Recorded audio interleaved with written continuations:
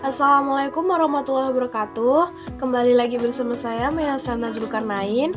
Pada kesempatan kali ini saya akan membahas materi biologi yang berjudul substansi genetik. Selamat menyaksikan. Nah, materi genetik yang ada di dalam tubuh kita itu meliputi kromosom, DNA, RNA, gen, dan sintesis protein. Mari kita bahas satu persatu. Oke, yang pertama ada kromosom. Kromosom adalah kumpulan kromatin atau benang-benang halus yang menebal dan memendek saat pembelahan sel, serta bisa menyerap warna. Nah, kromosom juga terdiri dari asam RNA dan protein. Kromosom memiliki panjang antara 0,2 sampai 50 mikron dengan diameter 0,2 sampai 20 mikron. Berikut ini adalah struktur dari kromosom, yaitu meliputi bagian luar terdapat lengan, sentromer dan satelit, bagian dalamnya ada telomer, matriks, kromonema, dan kromomer. Ada juga jenis-jenis kromosom yang berdasarkan fungsinya, yaitu ada dua, yaitu ada autosom dan gonosom.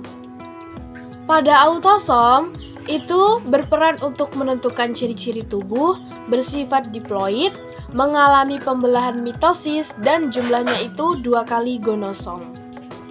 Sedangkan pada gonosom itu berperan untuk menentukan jenis kelamin, bersifat haploid, mengalami pembelahan meiosis, dan jumlahnya itu setengah dari autosom. Ada juga jenis kromosom berdasarkan letak sentromernya itu dibagi menjadi 4, yaitu yang pertama metasentrik. Kromosom yang letak sentromernya itu berada di tengah, sehingga dia itu membagi kromosom menjadi 2 lengan yang sama panjang.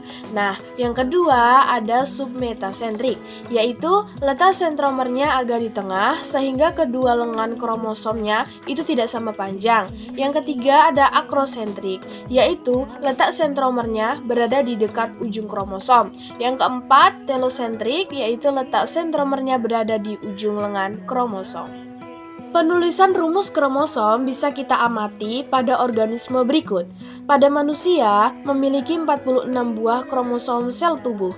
Penulisannya 22 pasang autosom dan sepasang gonosom atau XX pada wanita dan XY pada pria. Dan 23 buah kromosom pada sel kelamin, yaitu ditulis 22A plus X pada sel ovum dan 22A plus X atau 22A plus Y pada sel sperma. Sedangkan jumlah kromosom pada kuda adalah 64 buah yang terdiri dari 32 pasang pada sel tubuh dan 32 buah pada sel kelamin. Selanjutnya yang kedua ada gen. Gen merupakan unit terkecil dari suatu makhluk hidup yang mengandung substansi hereditas atau dapat menentukan sifat individu.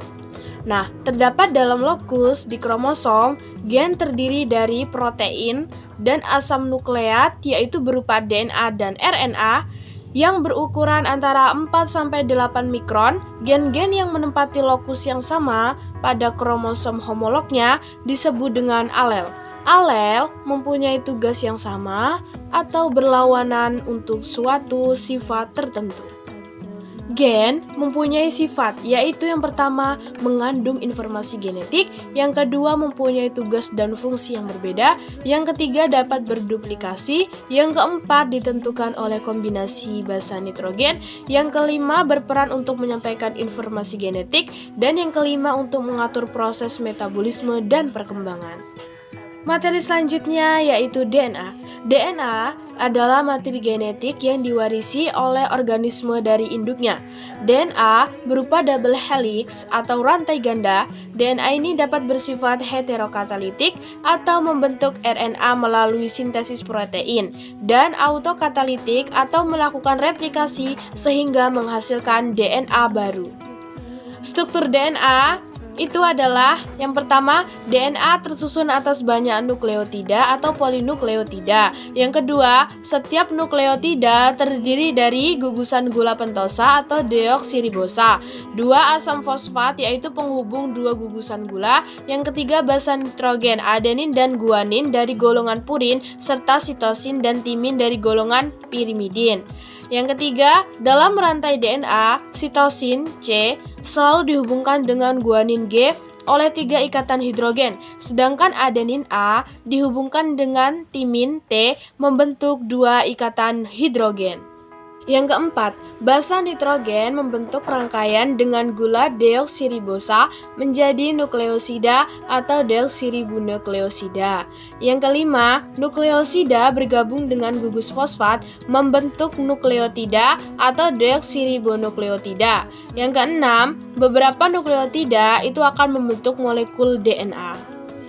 Sebagai materi genetik yang bersifat autokatalitik, DNA dapat menggandakan diri melalui replikasi untuk membentuk DNA baru yang sama persis dengan DNA asal. Proses replikasi ini berlangsung pada sel-sel muda saat interfase dan pembelahan mitosis.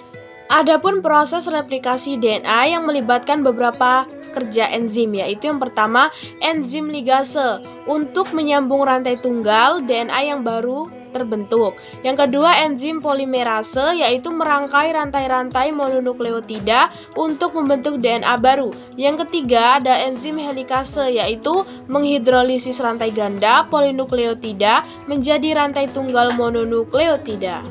Selanjutnya ada RNA yaitu polinukleotida yang ukurannya lebih pendek dari DNA terdiri atas satu rantai atau single helix.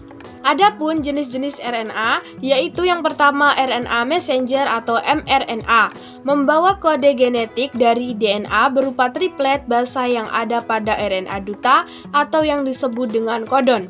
Yang kedua, RNA ribosom atau RNAR berperan sebagai tempat pembentukan protein. Yang ketiga, ada RNA transfer atau RNAT menerjemahkan kodon menjadi asam amino dan mengangkutnya ke permukaan ribosom saat proses translasi. Materi terakhir yaitu sintesis protein. Sintesis protein adalah penerjemahan gen atau DNA menjadi RNA hingga terbentuknya rantai protein melalui proses transkripsi dan translasi. Itu tadi merupakan beberapa penjelasan terkait dengan materi genetik. Dan cukup sekian yang dapat saya sampaikan pada kesempatan kali ini. Saya akhiri. Wabillahi taufiq wal hidayah. Wassalamualaikum warahmatullahi wabarakatuh.